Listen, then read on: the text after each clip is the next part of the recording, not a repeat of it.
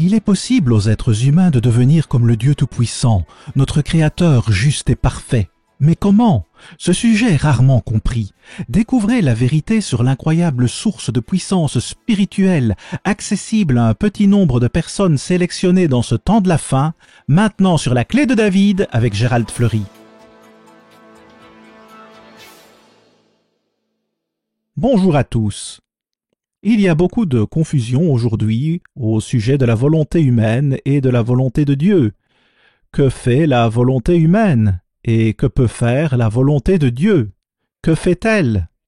L'apôtre Paul fut gravement ébranlé par ce problème des deux volontés qui se faisaient la guerre, et cela lui a vraiment causé beaucoup de graves problèmes spirituels. Il a une histoire intéressante, car si vous regardez en arrière, avant qu'il ne fût appelé dans l'Église de Dieu, il y eut une période où Paul persécutait même la propre Église de Dieu, et il fit tuer de vrais chrétiens, beaucoup d'entre eux. Donc je vais juste vous donner une écriture et paraphraser quelques versets. Dans Actes 22, verset 4, il dit « Et j'ai persécuté cette voie, c'est-à-dire la voie chrétienne, jusqu'à la mort. J'ai jeté en prison plusieurs des saints, beaucoup d'entre eux, et quand on les mettait à mort, je joignais mon suffrage à celui des autres. Et il avait un excès de fureur contre eux. » Alors c'était le début de la vie de Paul, et ici, il y a beaucoup de gens qui pensent qu'ils ont le Saint-Esprit et ne l'ont pas vraiment. Paul pensait qu'il l'avait, mais il ne l'avait pas à cette époque-là. Donc Jésus-Christ a dû le frapper, puis le Christ lui a montré ce qui se passait réellement. Et alors Dieu a pu utiliser Paul de manière spectaculaire. Et il a écrit 14 chapitres de la Bible dans le Nouveau Testament. Je voudrais vous lire une citation d'un évangéliste de l'Église universelle de Dieu, il y a des années. Voici ce qu'il disait dans le magazine La Bonne Nouvelle de septembre 1966. La volonté humaine n'était pas suffisante en elle-même pour lui permettre de vaincre.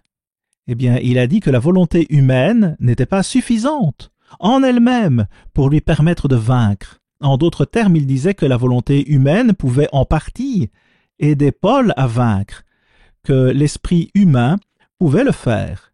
Mais attendez une minute, est-ce que c'est vrai? Eh bien, c'est quelque chose d'humain et la volonté humaine ne peut pas construire le caractère divin. C'est impossible. L'être humain joue certainement un grand rôle en permettant que sa volonté utilise le Saint-Esprit de Dieu. Mais cette volonté humaine ne peut pas créer le caractère même de Dieu. Il y a une écriture qui parle de comment la volonté humaine doit choisir de suivre le Saint-Esprit. Voilà comment cette volonté humaine est utilisée. Mais elle ne surmonte pas et ne construit pas le caractère de Dieu. Comment un être humain pourrait-il construire le caractère même de Dieu? Selon la Bible, cela vient des cieux de Dieu lui-même. Notre volonté humaine doit utiliser le Saint-Esprit pour vaincre. Et c'est son rôle d'utiliser le Saint-Esprit et de s'assurer que cela soit accompli. C'est la volonté humaine que Dieu attend de nous pour que nous fassions partie volontairement de l'œuvre de Dieu. Et ensuite, Dieu peut construire le caractère. Ce n'est pas possible d'ordonner que le caractère soit construit automatiquement. Il ne peut pas le faire parce qu'il doit y avoir un effort volontaire de la part de l'autre entité. Laissez-moi relire cette citation. Je vais juste relire la citation. Oui, Paul savait que sa volonté humaine, aussi forte soit-elle, n'était pas suffisante en elle-même pour lui permettre d'être un vainqueur. Alors, qu'est-ce qui est si terriblement mal à ce sujet?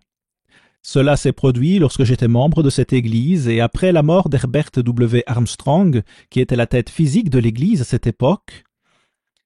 Mais ensuite, l'autre personne qui a pris la relève a démoli l'Église et 95% de ces gens se sont détournés.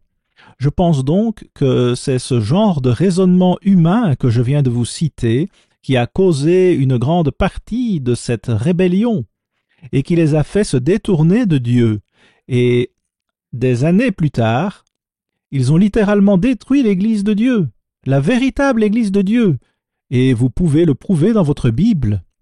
Et ce genre de raisonnement est mortellement faux. Remarquez Romains 8 et le verset 14. « Car tous ceux qui sont conduits par l'Esprit de Dieu sont fils de Dieu. » Vous voyez, nous devons être conduits par l'Esprit de Dieu. C'est seulement l'Esprit de Dieu qui a la puissance nécessaire pour nous aider à construire le caractère de Dieu. C'est la seule façon de le construire. Il n'y a pas de caractère sans le Saint-Esprit. C'est de là que vient cette puissance. Or, cet évangéliste, vous voyez, il disait, eh bien, cet esprit humain peut en partie aider à créer le caractère même de Dieu et l'amour même de Dieu. Mais c'est impossible. Vous voyez, il disait que l'esprit humain n'est pas suffisant en lui-même et a besoin de l'ajout du Saint-Esprit. Mais non, non, c'est le Saint-Esprit qui fait tout, c'est Dieu en nous qui fait tout, c'est l'Esprit.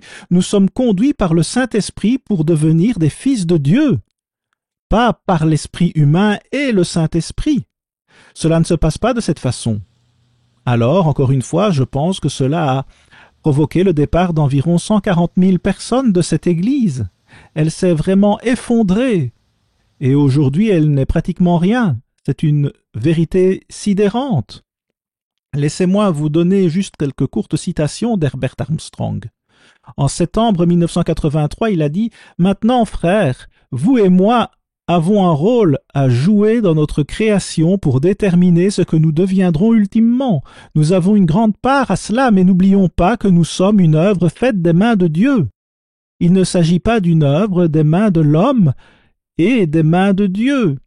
C'est des mains de Dieu, mais nous y avons un rôle. Mais l'œuvre, a dit M. Armstrong, c'est une œuvre faite des mains de Dieu, pas des mains de l'homme. » Et il poursuit en disant « Nous y prenons part, et cependant le caractère qui est à venir en nous vient de Dieu. » Il vient de Dieu, il ne vient pas d'une quelconque volonté humaine.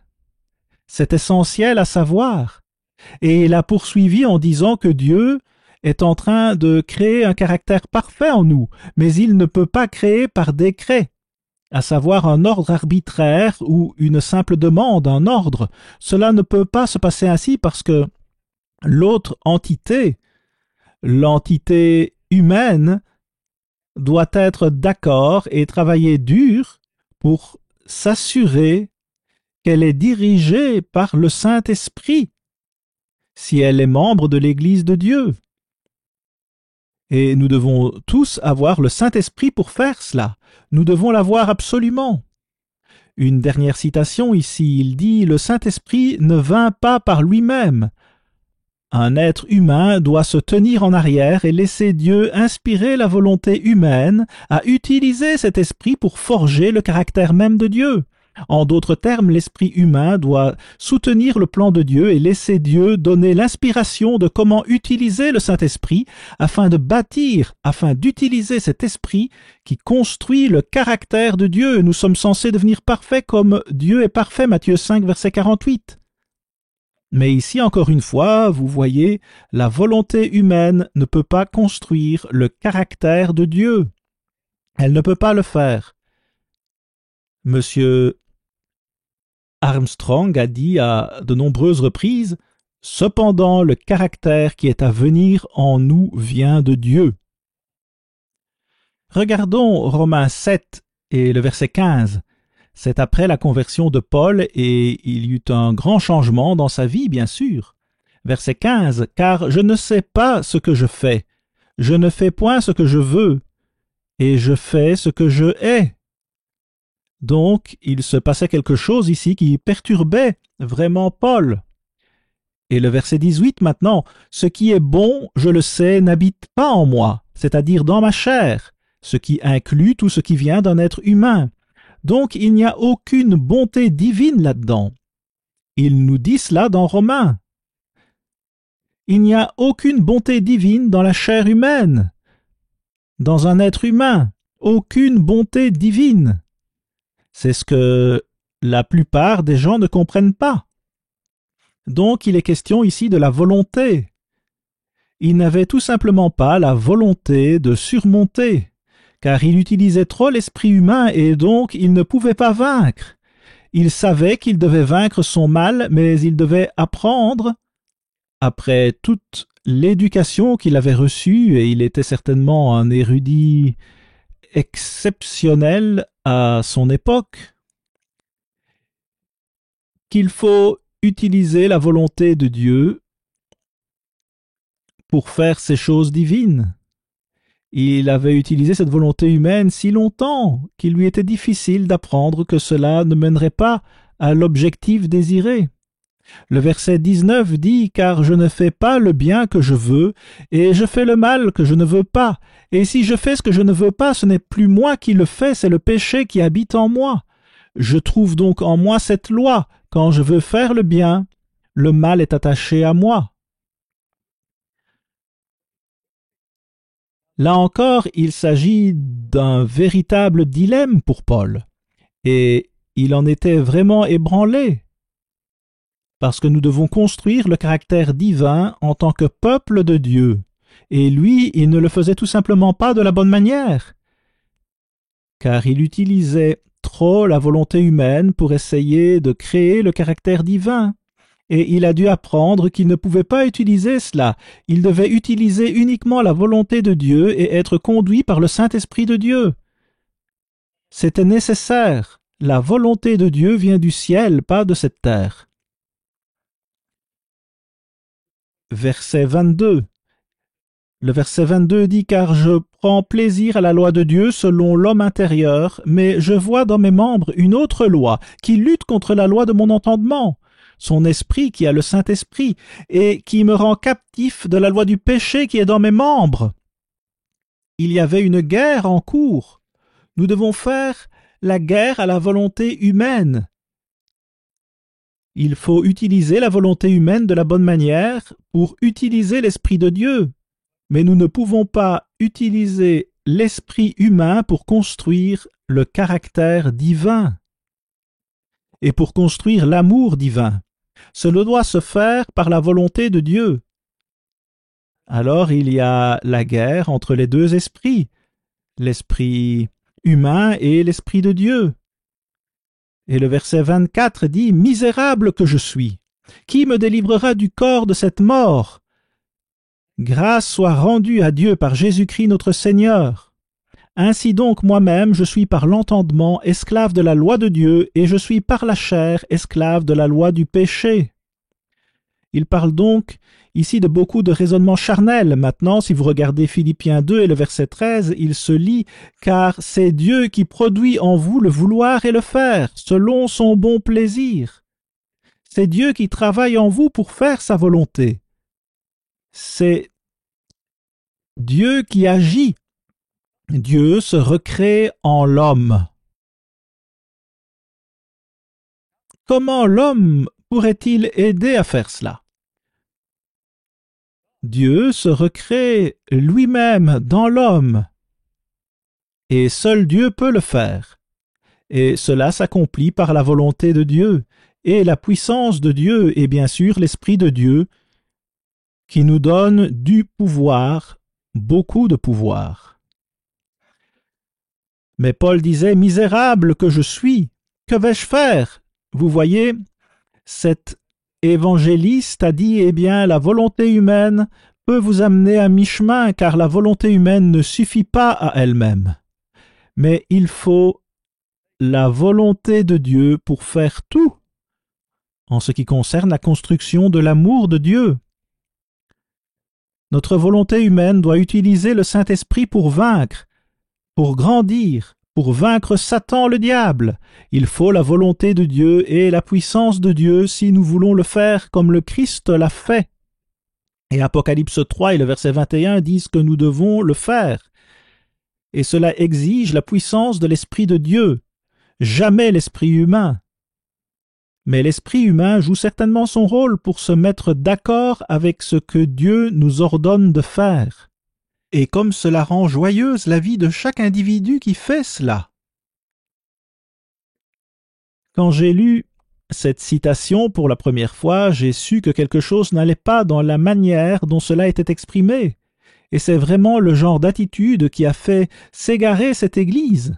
Cela a vraiment conduit à l'effondrement de l'Église, et ce genre de raisonnement en fut en grande partie responsable. Mais on doit garder à l'esprit que Dieu se recrée dans l'homme. C'est l'œuvre de Dieu, par la puissance de Dieu, par le Saint-Esprit de Dieu et par son amour. Car Dieu a tant aimé le monde qu'il a donné son Fils unique. C'est sa volonté et le Fils devaient avoir la volonté divine pour le faire aussi. Tous les deux, c'était un grand sacrifice, et cela vous montre l'amour de Dieu pour l'humanité. Il construit sa propre famille. Il se recrée lui-même dans l'homme. C'est une vérité si merveilleuse. Nous devons donc la garder à l'esprit. Et dans Matthieu 7 et verset 21, je fais juste une paraphrase ici, il est dit « Celui-là seul qui fait la volonté de mon Père qui est dans les cieux ». La volonté du Père, c'est ce que le Christ a dit que nous devons faire. Soyez donc parfaits comme votre Père céleste est parfait. Matthieu 5, verset 48. Ensuite, dans Jean 5, verset 30, le Christ dit « Je ne puis rien faire de moi-même, selon que j'entends. Je juge, et mon jugement est juste parce que je ne cherche pas ma volonté, mais la volonté de celui qui m'a envoyé. Voilà la volonté que nous devons chercher. Il s'agit de la volonté qui va nous donner le pouvoir de vaincre. Et c'est une compréhension si précieuse, une vérité précieuse de Dieu. Le Christ a dit « Je ne cherche pas ma volonté » et il a dit cela quand il était sur le point d'être crucifié. Il demanda à son Père de supprimer ce problème et cette épreuve si c'était sa volonté, mais il a dit toutefois que ma volonté ne se fasse pas mais la tienne. Et il a dit cela lorsqu'il fut crucifié. Comme c'est merveilleux, l'amour de Dieu, et il fit un énorme sacrifice pour nous. Dans Jean 4 et au verset 34, il s'agit également d'une citation de Jésus. Jésus leur dit « Ma nourriture ou ma passion est de faire la volonté de celui qui m'a envoyé et d'accomplir son œuvre. » La volonté. Il est ici pour faire la volonté du Père qui l'a envoyé et pour achever son œuvre. C'est l'œuvre de Dieu, ce n'est pas la nôtre. Sauf si nous nous consacrons à cette œuvre, alors dans ce sens, c'est bien notre œuvre, avec l'œuvre de Dieu, bien sûr. C'est vraiment l'œuvre de Dieu dans son ensemble. Regardons Luc 22, verset 42, disant « Père, si tu voulais éloigner de moi cette coupe, toutefois que ma volonté ne se fasse pas, mais la tienne. » Quelle écriture puissante qui nous aide à connaître et à comprendre le sacrifice de Jésus-Christ qui a littéralement sué du sang en priant son Père de ne pas pécher une seule fois. S'il avait péché, aucun d'entre nous n'aurait eu la possibilité d'entrer dans le royaume de Dieu, car le Christ n'aurait pas payé pour nos péchés. Il devait être parfait, et il l'était. Remarquez ce qu'il est dit dans 1 Jean 4, verset 1. « Bien-aimés, n'ajoutez pas foi à tout esprit, mais éprouvez les esprits pour savoir s'ils sont de Dieu, car plusieurs faux prophètes sont venus dans le monde. Reconnaissez à ceci l'Esprit de Dieu. Tout esprit qui confesse Jésus-Christ venu en chair est de Dieu. ou il vient dans la chair, faudrait-il lire. Jésus-Christ vient dans la chair, il vit en nous. Et c'est l'Esprit qui nous donne le pouvoir, non pas la volonté humaine, mais la volonté de Dieu en nous. Le Christ vit en nous. Verset 3. Et tout esprit qui ne confesse pas Jésus-Christ venu en chair, ou que le Christ vient dans la chair, comme il faudrait le lire. Tout esprit qui ne confesse pas Jésus-Christ venu en chair n'est pas de Dieu, et ceci est l'esprit de l'Antichrist, qui dit que le Christ ne vient pas en nous comme cela. Eh bien, c'est l'Antichrist, mais à quel point c'est sérieux, mauvais, maléfique. C'est l'esprit de l'Antichrist, duquel vous avez ouï dire qu'il vient, et déjà maintenant il est dans le monde. Pour vous, enfants, vous êtes de Dieu, et vous les avez vaincus parce que celui qui est en vous est plus grand, c'est-à-dire le Christ, que celui qui est dans le monde. Où Satan est son homme, son fils de perdition. Cette puissance en vous est plus grande que n'importe quelle puissance dans le monde, que n'importe quelle puissance de Satan ou de son fils de perdition. Vous avez une plus grande puissance que cela, si vous avez cet esprit en vous. Et nous devons avoir le Saint-Esprit de Dieu, et nous vous proposerons de la littérature à la fin de l'émission qui vous expliquera tout cela. Jean 1, verset 12 dit « Mais à tous ceux qui l'ont reçu, à ceux qui croient en son nom, elle a donné le pouvoir de devenir enfants de Dieu. » Vous voyez, si vous avez foi en cette parole dans la Bible et que vous recevez cette parole, il vous donne la puissance de vaincre. Nous devons avoir la puissance de Dieu pour vaincre. Nous ne pouvons pas vaincre avec l'esprit humain et la puissance humaine. Nous ne pouvons pas le faire. Paul luttait avec cela. Et il y avait, disons, deux volontés dans cette guerre. C'est ce qui se passait. C'est ce qui a vraiment ébranlé Paul. Il était très alarmé par cela. Mais même pendant la Seconde Guerre mondiale, il y avait un homme qui dirigeait l'Allemagne dans cette guerre, qui adorait, et vous pouvez prouver ceci de votre Bible, qui adorait la volonté et qui était possédé par le diable. Voici ce qu'il a dit. Un nouvel âge d'interprétation magique du monde arrive. Ce sera une interprétation en termes de volonté et non d'intelligence. Il parle de la volonté humaine, de l'adoration de la volonté humaine et non de la volonté de Dieu. C'est ce que cet homme faisait, et c'était tout droit sorti de l'esprit du diable, et 60 millions de personnes sont mortes pendant la Seconde Guerre mondiale à cause de son interprétation magique. Cela venait directement du diable. C'est vraiment incroyable. Vous voyez, le verset 25 de Daniel 8 parle de cela, et le verset 24 parle d'un autre homme qui va entrer en scène, un fils de perdition qui va tuer les saints tièdes de Dieu s'ils ne se repentent pas.